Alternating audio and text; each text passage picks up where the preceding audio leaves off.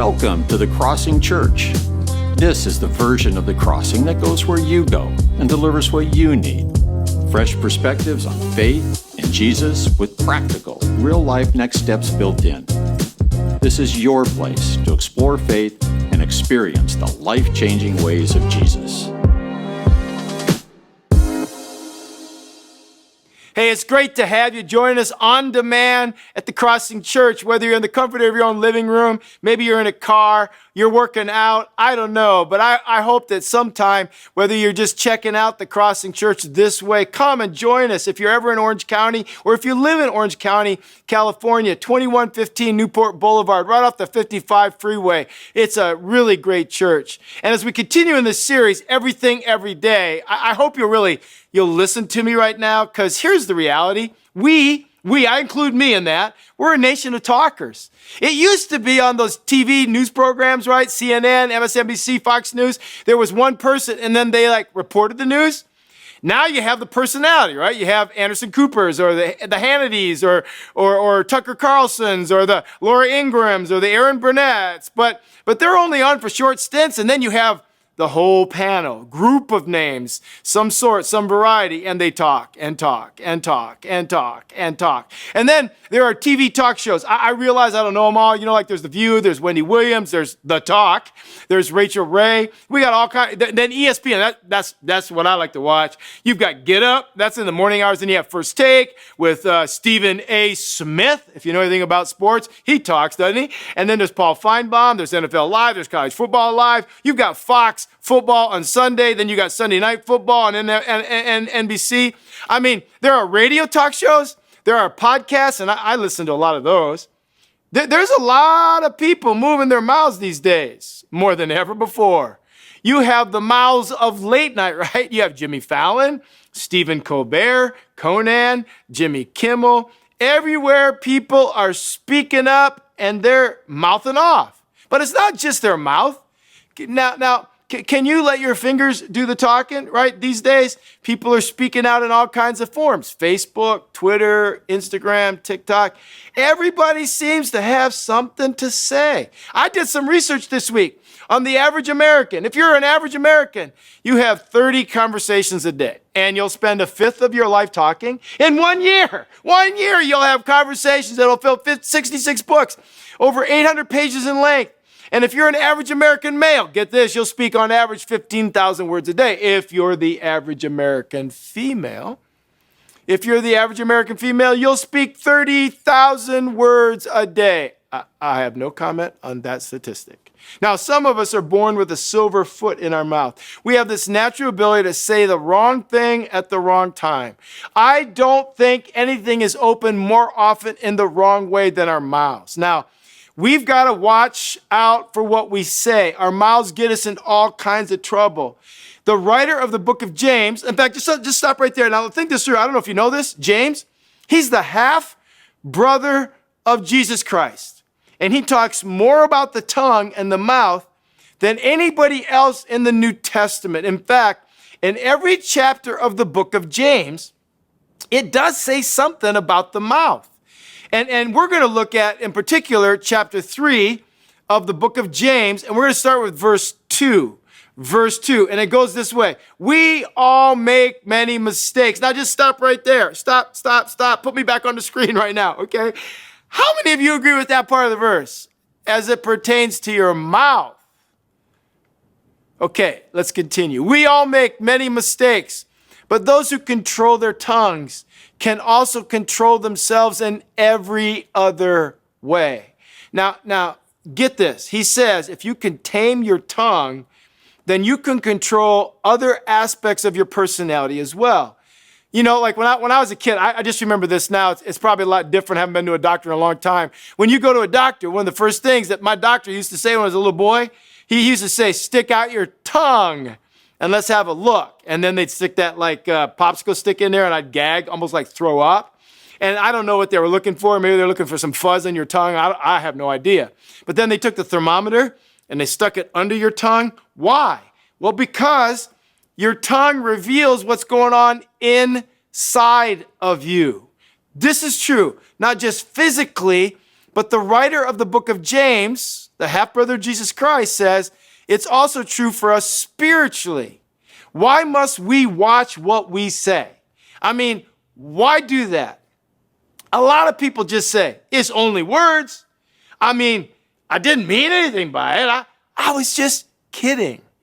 Words are significant, and there are 3 reasons God's word says we must learn to manage our mouths or tame my tongue, 3 reasons. And then the thing I like about this, if I wasn't here to talk to you right now on this on-demand video, you could actually read this and you could figure it out for yourself, because he gives 6 very clear illustrations that even people for us in the 21st century world, we understand. So first, I've got to learn to watch what I say, because my tongue directs where I go. In other words, it has tremendous influence and control over my life. Your tongue has tremendous influence and control over your life. Like, where are you headed in life? Where are you going to be 10 years from now? Well, you can tell the answer to that question just by looking at your conversations, what it is you like to talk about. You see, and I need you, please get this. This is so important.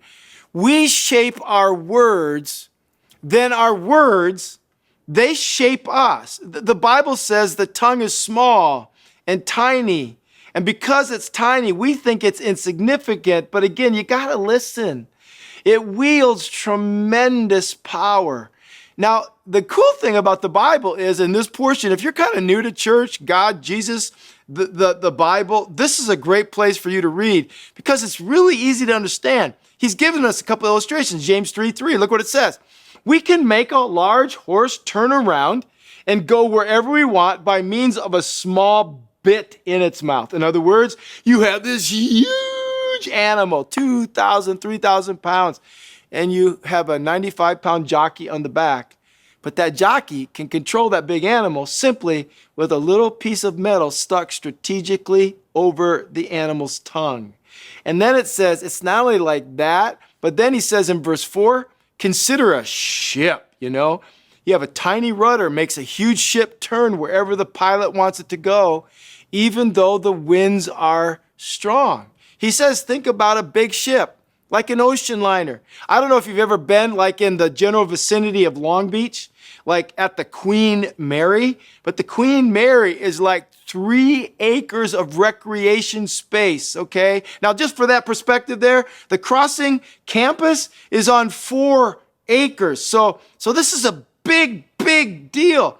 Now, the anchor of the Queen Mary is equal to the weight of like 10 cars.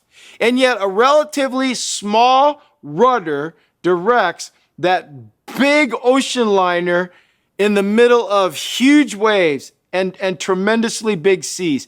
The ship goes wherever the pilot wants it to go. See, the point is this. My tongue, your tongue directs where we go. Your tongue dictates where your marriage goes. Your tongue directs where your parenting goes. Your tongue decides often where it is you go in your work world. See, the key word is the word turn. He says that our tongues are that turning component of our lives. It's like the guidance system. If you don't like where you're headed, like where your marriage is headed, where your parenting is headed, where your relationships are headed at this point in your life, then the change you might want to look at is the way you talk. The way you talk to your spouse, the way you talk to your kids, the way you talk to your friends. It's like this guy who joins this monastery, okay, for monks, and for 3 years he was given a probation period where he was not to speak at all. However, at the end of each year, he could say 2 words and only 2 words. So at the end of the first year, he had not said a word the whole year. He walks in and the head priest, the head abbot says, all right, my son, what would you like to say? And he says he only gets 2 words. The first year, his 2 words were bed, hard. The abbot said, okay.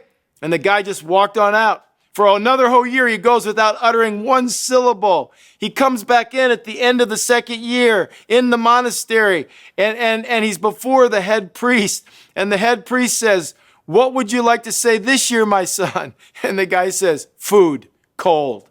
And he walks out again. The 3rd year, he comes in. I mean, he's about had it. And his 2 words are, I quit. And the head priest said, well, that doesn't surprise me. I mean, all you've done since you've been here is complain. James says, our tongues direct where we go. So we've got to learn to control it. Not that, but we need to learn to watch what we say, because number two, my tongue, your tongue can destroy what we have. Your tongue can destroy what you have. It not only directs where you go, but it can destroy. It can destroy.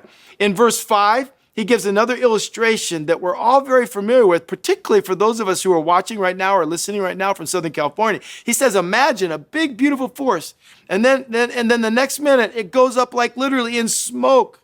James 3:5, here's what it says. So also, the tongue is a small thing, but what enormous damage it can do. A tiny spark can set a great forest on fire, and the tongue is a flame of fire. It only takes a spark to get a fire going. A careless camper can destroy an entire forest overnight. Let me just say this right here. This past summer, my wife and I, we were on the back of our Harley in Northern California, where I'm not kidding you, some of you heard this on national news. We actually saw where a whole entire, I'm not just talking a part of a forest, a whole city was wiped out with the start of one spark of fire. See, a careless word can destroy a marriage overnight. A careless word can destroy a child instantly. A careless word can devastate a friendship circle. Just take something like gossip. Gossip's like fire. It spreads quickly and it wreaks havoc. I wonder how many of you, because of a few careless words, you've destroyed your marriage. Or you've destroyed at some point your career. Or you destroyed the reputation of someone else because of your careless words. Or you destroyed your own reputation. Or some of you, you destroyed a church or destroyed a friendship. James, the half-brother of Jesus, says the tongue not only has the power to direct where it is you go, but the tongue has the power to destroy what you have if you don't learn to harness it, if you don't learn to control it. It's like a fire. Have you ever met a verbal arsonist? It seems like their words are always inflammatory. James says our words are like a fire and they can burn people. Why do they have these things called celebrity roasts? Why are they called roasts? Because you can burn people with what you say. You know, we say that phrase, sticks and stones may break my bones, but words will never hurt me. That's baloney, man. It does hurt. It really does hurt. The fact is that fire and words under control can give tremendous warmth and light, but fire and words out of control can be devastating. They can control miles. They can devastate and destroy miles and miles of homes and land and lives. Proverbs 18:20 says, you will have to live with the consequences of everything you say. Boy, that scares me. Now look at this phrase here in verse 6 in James. And it says, and the tongue is a flame of fire. It is full of wickedness that can ruin your whole life. It can turn the entire course of your life into a blazing flame of destruction, for it's set on fire by hell itself. You know that phrase, turn the entire course of your life. He's saying here, like words can create like a chain reaction. You say something that you didn't mean to have like any harm, yet it can have devastating effects and go way beyond your control. It's like you can't get those words back. Just a few inflammatory statements can set off a chain of events.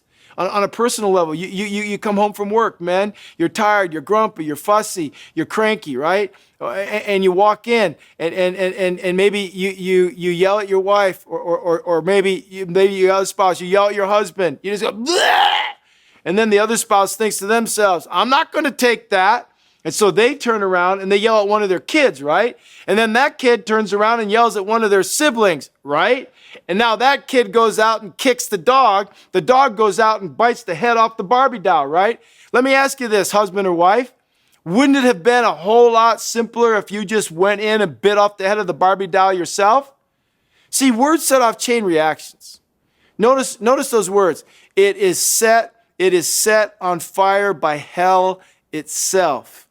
How many times have I talked to people in counseling, marriage counseling, family counseling, where one person will say, well, I said this, and then she said or he said that, And then I'll say, then what happened? And the person will say, well, then I said this. And then like he said or she said that. And then I'll go, then what? And then they'll say, I said this.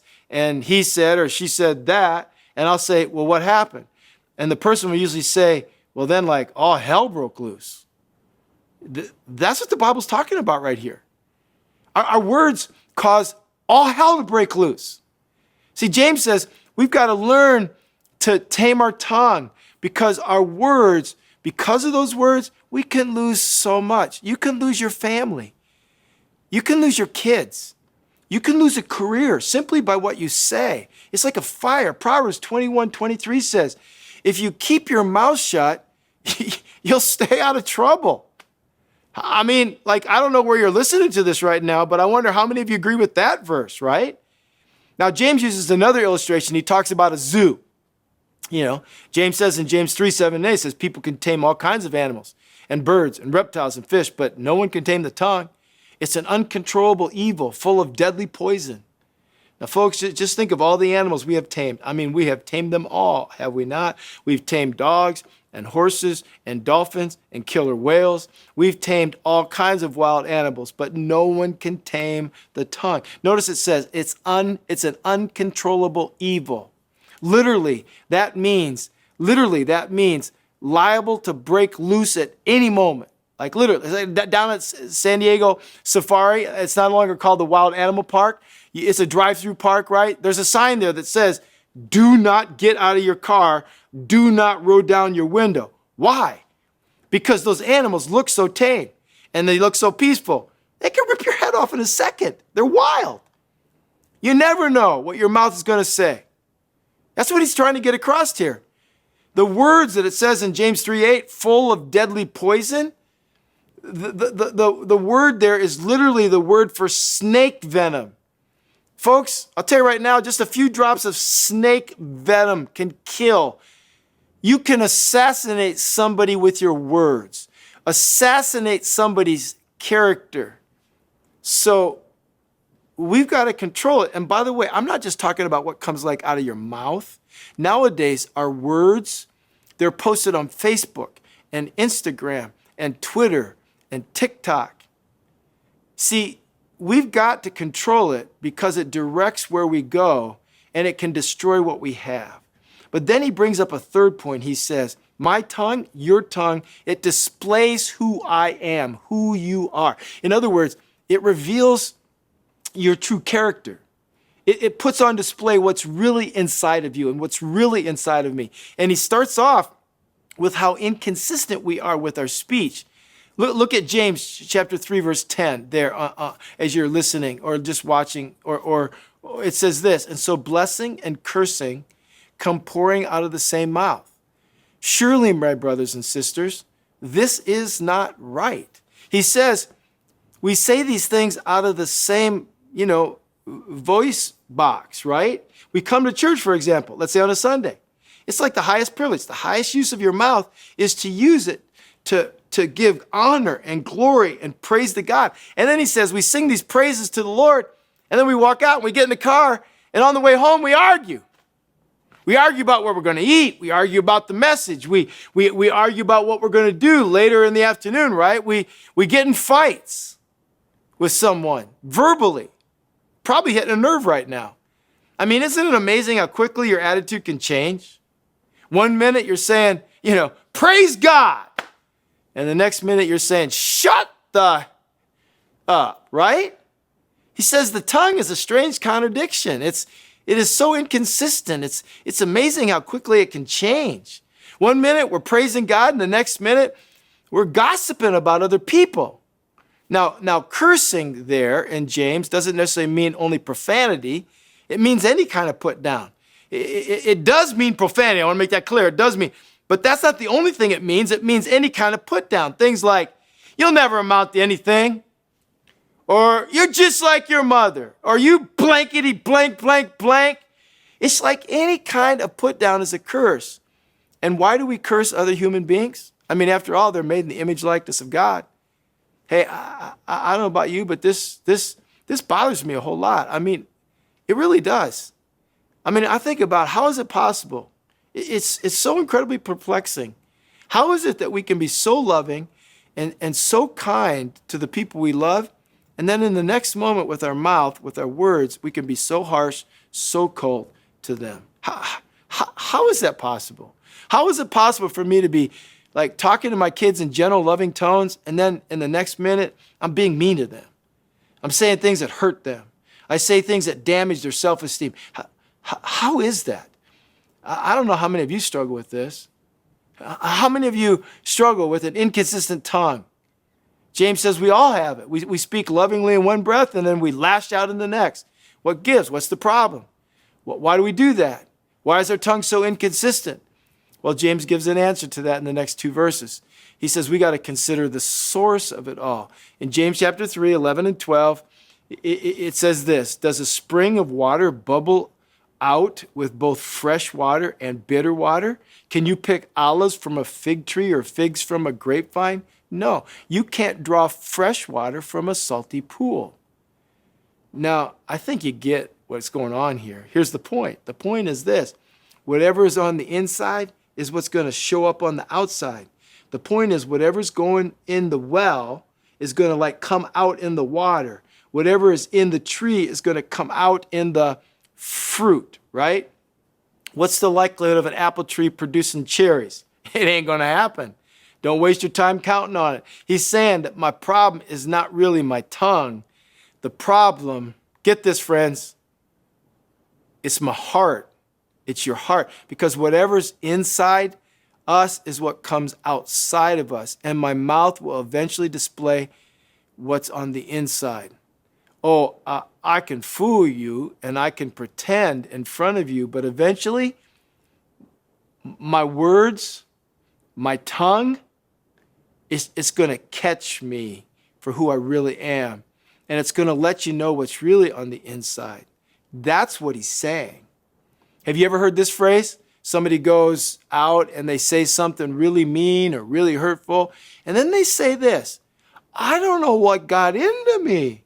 I mean, that's just not like me to say that. I mean, I don't know why I said that. I don't really mean it. James would say, yeah, it is like you. It's just like you, and you meant it. Quit kidding yourself, because what's on the inside is what's going to come out. Now, I want you to look at Jesus. See, James is the half-brother of Jesus. Here's what Jesus says in Matthew 12:34. For whatever is in your heart determines what you say.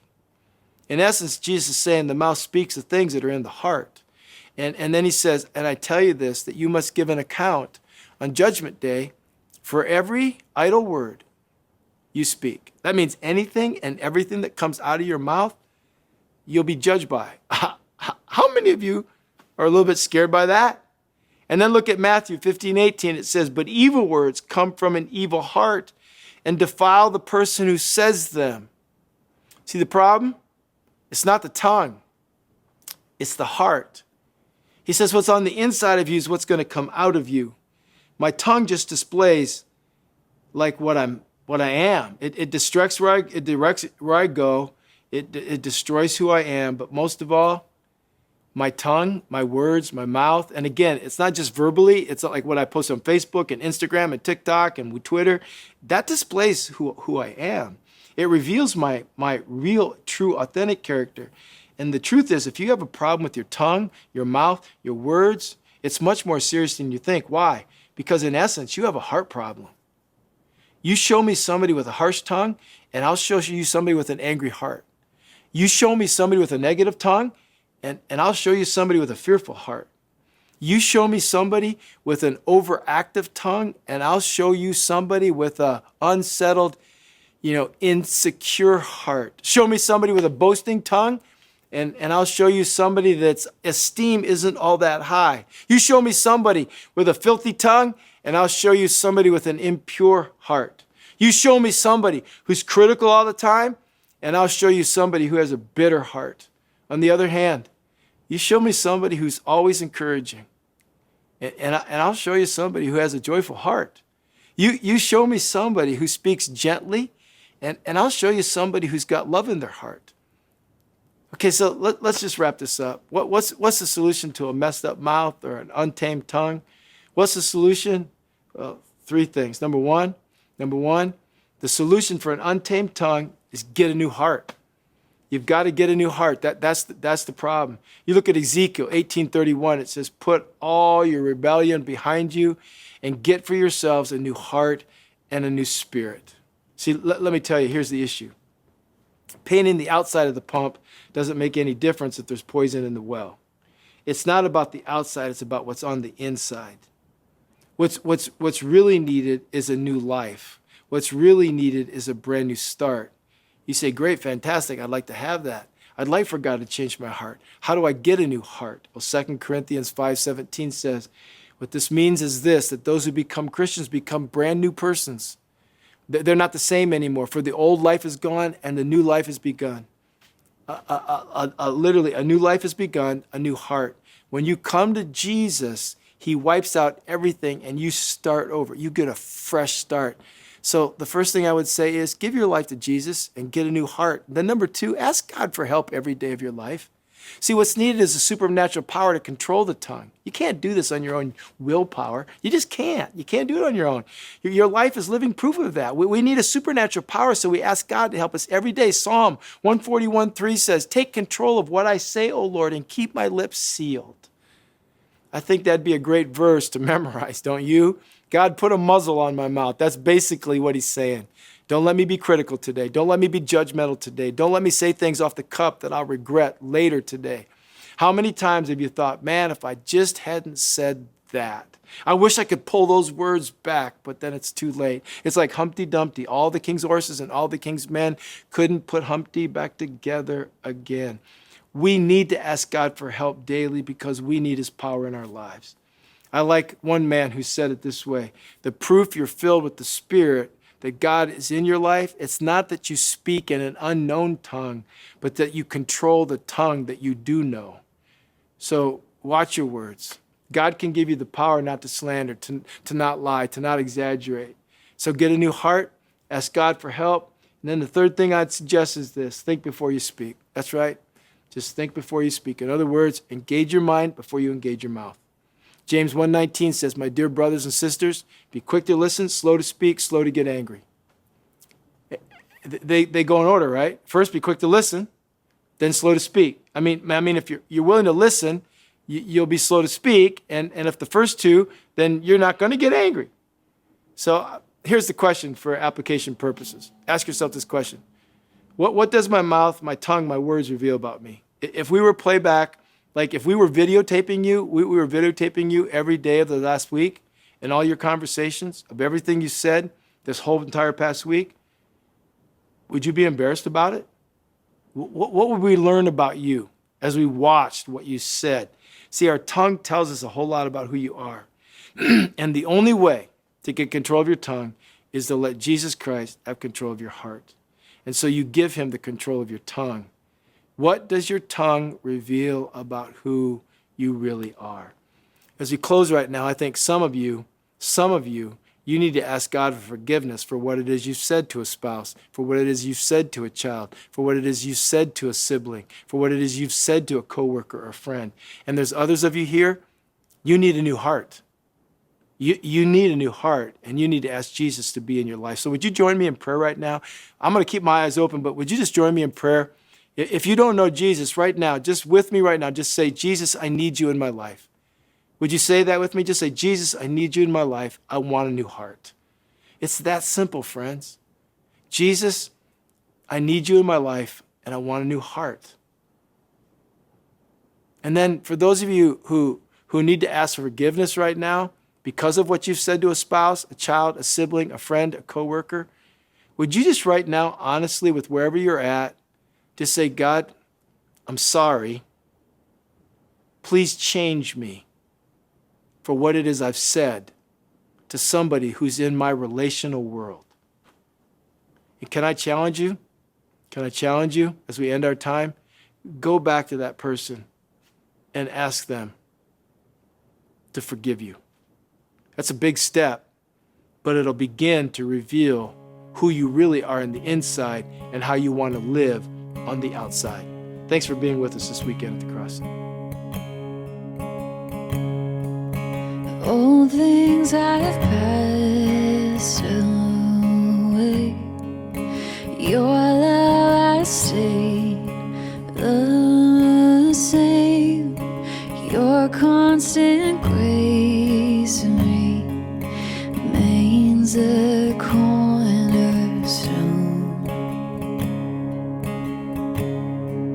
And things that we thought breathing in life again, and you cause your sun to shine on darkest nights. For all that you've done, we will pour out our love. This will be our anthem song. And Jesus, we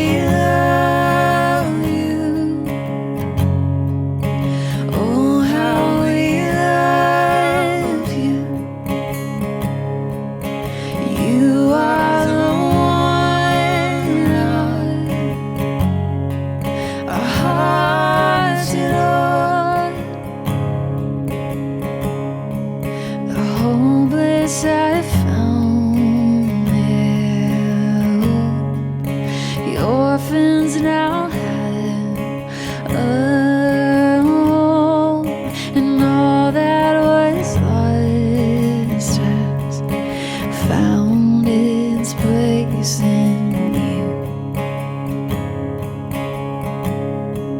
And you lift our weary, and you make us strong instead. And you took these rags and made us beautiful. For all that you've done, we will pour out our love. This will be our anthem song. And Jesus, we love you. Oh, how we love you. You are the one our hearts adore. And Jesus, we love you. Oh, how we love you. You are the one our hearts adore. Our hearts adore you. Our hearts adore.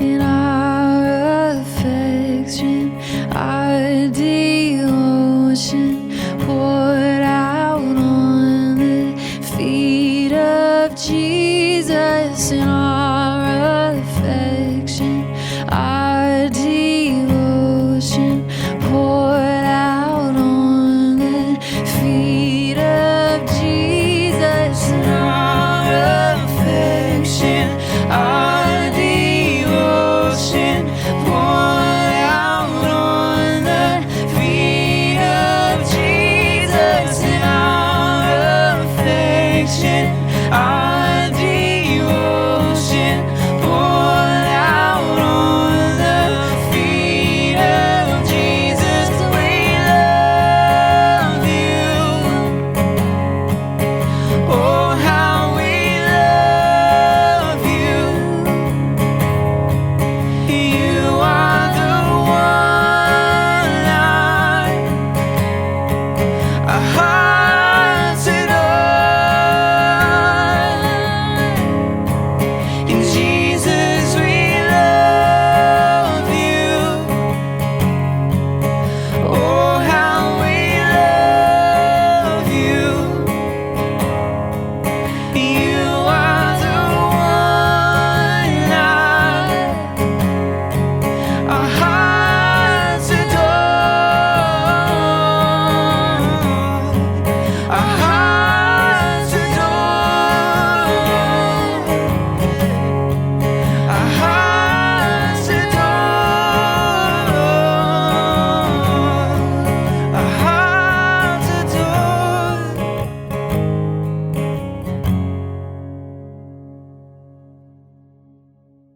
Thank you so much for joining us today. I'm RJ, the student pastor here at The Crossing.